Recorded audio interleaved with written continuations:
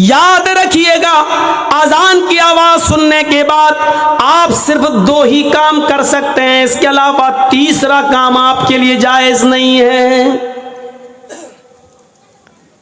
अगर आप खाना खा रहे हैं और इसी बीच अगर अजान की आवाज हो जाती है तो आप खाना मुकम्मल कर लीजिए, पेट भरकर आप खा लीजिए,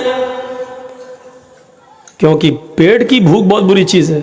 अगर ये कह देता अल्लाह ताला खाना खा के ना छोड़ो, उसी में जाओ, बीच में जाओ, तो हम नमाज पढ़ते दिमाग लगा रहता खाने में, जल्दी इमाम, और कहीं उसने पढ़ दिया होता अलिफ लाम मीम ज़ालिकल किताबुल ला रही, कमीने इतनी लंबी सूरत, हमें भूख लगी है।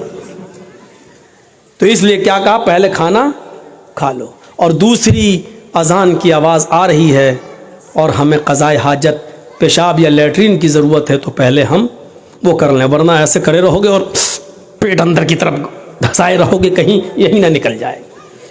तो इसलिए ये काम कर लो। ज़रूरियात में ये चीज़ आती है। एक और अलग चीज़ है कि कोई बाप बीमार है और इमरजेंसी ज़रूरत है, उसको अभी ऑक्सीजन चाहिए और अजान की आवाज़ आ रही है, तो ऐसे मौके पर बाप को लेकर भागिए आप हॉस्पिटल, पहले ऑक्सीजन दीजिए और उसके बाद में नमाज पढ़ लीजिए। मिलती है जमात तो ठीक, नहीं तो बाद में क़ज़ा। नियत ये होनी चाहिए कि अगर बाप की तबीयत ख़राब नहीं होती तो मैं जमात के साथ नमाज अदा करता।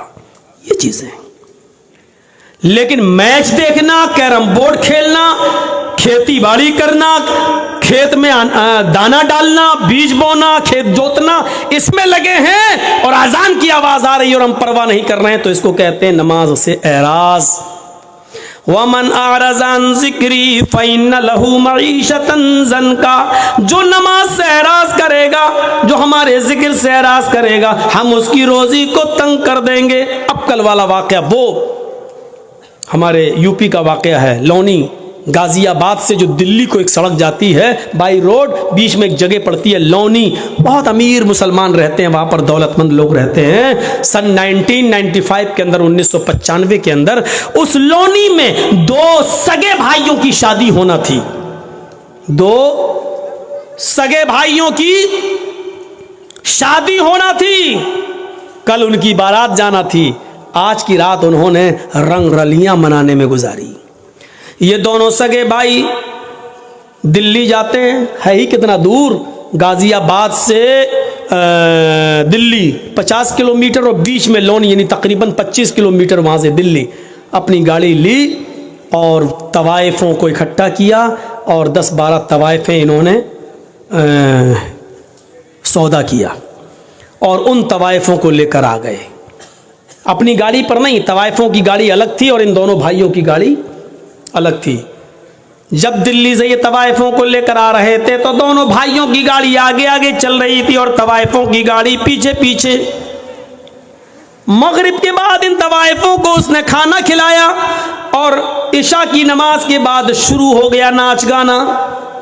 मोहल्ले के अपने दोस्तों को इसने बुला लिया, इसका घर खचाखच भरा हुआ था, म्यूजिक बज रही थी, ढोल ताशे बज रहे थे और तवाइफे भी अपने चड़क भड़क लिबास के अंदर, नी मुड़ियां आधी नंगी, वो तवाइफे अपने पैरों में घुंघरू पहने हुए, पायलें पहने हुए और उनकी छनकारें जमीन की ऊपर चलने लगी और उन तवाइफों के ठुमके मटकने लगे, उनकी कमर और उनके जिस्म अंगड़ाइयां लेने लगे और पूरी की पूरी रात नाच और गाने में गुजरती है।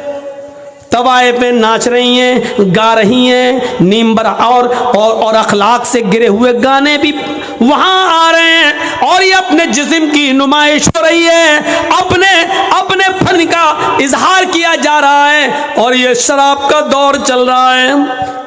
नौजवान शराब पी रहे हैं, ये दोनों भाई भी शराब के नशे में चूर हैं और नाच गाने में मसरूफ हैं। देखिए अल्लाह के जिक्र से एराज करने का अंजाम क्या होता है। कैरम बोर्ड खेलने वालों सुनो, क्रिकेट मैच अजान की आवाज आने के बाद भी बंद न हो, सुनो। अपने काम और धंधों में मसरूफ रहने वालों और नमाज का जनाजा निकालने वालों सुनो। पूरी रात नाचो गाना चलता है, सुबह फजर की आजान की आवाज आने लगती है, जो इन दोनों भाइयों के घर से सिर्फ 200 कदम या 300 कदम की दूरी पर है। मुअज्जिन अजान दे रहा है, अल्लाहु अकबर अल्लाहु अकबर अल्लाहु अकबर अल्लाहु अकबर। मुअज्जिन अजान दे रहा है। मुअज्जिन की अजान की आवाज उन तवाइफों के कानों में भी टकराती है, उन तवाइफों के कानों में भी जाती है। यकबैक जैसी उन तवाइफों के कानों में अजान की आवाज जा गई, फजर की अजान की आवाज गई, उन तवाइफों ने अपने पैर रोक लिए, अपनी कमर रोक ली, अपना जिस्म नाचने से और अपनी जबान को गाने से रोक लिया, स्टॉप कर दिया, रुक गई वहीं पर। इन दोनों भाइयों ने देखा कि पायलों की छनकार और घुंघरुओं की आवाज बंद, और ये भी जो मटक रही थी और नाच रही थी, क्या हुआ? उसने देखा, कहा क्या बात, क्यों स्टॉप क्यों हो गई हो, रुक क्यों गई हो? उन तवाइफों ने कहा, अजान की आवाज आ रही है, मुअज्जिन अजान दे रहा है, इसलिए अजान के एहतराम में, अजान की इज्जत में हम रुक गए हैं। अजान हो जाने दीजिए, अजान हो जाने के बाद हम अपना काम शुरू कर देंगे। उन दोनों भाइयों ने कहा, ये अजान तो दिन भर में 5 बार होती है, तुम तो रोज रोज नहीं आती हो, तुम तो बार बार नहीं आती हो, मुअज्जिन अपना काम कर रहा है, तुम अपना काम करो, चलो डांस करो, नाचो। इन दोनों तवाइफों ने कहा, देखो हम भी मुसलमान, इन तवाइफों ने कहा हम भी मुसलमान हैं, माना कि हम बहुत गलत काम कर रहे हैं, लेकिन अजान की इज्जत हम करते हैं। अजान जब होती है तो हम कोई धंधा नहीं करते हैं, हम गलत काम रोक देते हैं, कम से कम थोड़ी देर की तो बात है। इन दोनों भाइयों ने कहा, मजदूरी लेना या नहीं लेना है, पैसा लेना या नहीं लेना है। उन तवाइफों ने सोचा कि पूरी रात की मेहनत मजदूरी कहीं ये मार न ले, थोड़ा सा बहाना इसको मिल जाए तो कहीं ये गसब न कर ले, इसलिए कहने लगी। उन्होंने नाचना शुरू कर दिया। ये नाच और ये गाना अजान के वक्त भी होने लगा, उधर अजान हो रही है और इनके गाने चल रहे हैं। ये अजान भी गुजर गई, नाच गाना थोड़ी देर के लिए बंद हुआ, लेकिन इन दोनों भाइयों के इसरार पर फिर शुरू हो गया और सुबह के 7 बजे तक ये डांस, ये नाच, ये गाना चालू रहता है। इसके बाद खत्म, तवाइफों को पैसे दिए। उन तवाइफों ने कहा, देखो तुम मुझे लेके आए हो, तुम मुझे छोड़ने भी जाओगे, रास्ते में लोग हमें लूट लेते हैं, हमारे गलत होने का गलत फायदा उठाते हैं, हमें खींच कर खेतों की तरफ ले जाते हैं, हमारी इज्जत की छलनी छलनी कर देते हैं, तुम लेकर आए हो, मुझे छोड़ने भी जाओ। इन दोनों भाइयों ने कहा, चलो दिन में 2 बजे बारात जानी है, 4 बजे बारात जानी है, मगरिब के बाद निकाह होना है, इशा के बाद रुखसती होना है, हम तुम्हें छोड़ आते हैं, 25 किलोमीटर ही तो है यहाँ से दिल्ली। उन दोनों भाई अपनी गाड़ी में बैठते हैं, ड्राइवर को अपने आगे की सीट पर बिठाते हैं, दोनों भाई पीछे बैठते हैं। तवाइफों की गाड़ी अब आगे आगे चल रही है और इन दोनों भाइयों की गाड़ी पीछे पीछे चल रही है। सर्दियों की रात है, दिन के 7 और 8 बजे के बीच की बात है, अभी कोहरा पूरी तरीके से छटा न था, आसमान से गिरने वाली शबनम, जिसको आपकी जबान में कोयसा कहा जाता है, अभी पूरी तरीके से छटा न था। किसी तरीके से तवाइफों के ड्राइवर ने गाड़ी सामने से आने वाले ट्रक से बचाते हुए गाड़ी को क्रॉस कर दिया है, लेकिन चूंकि इन दोनों भाइयों का ड्राइवर भी शराब के नशे में धुत था,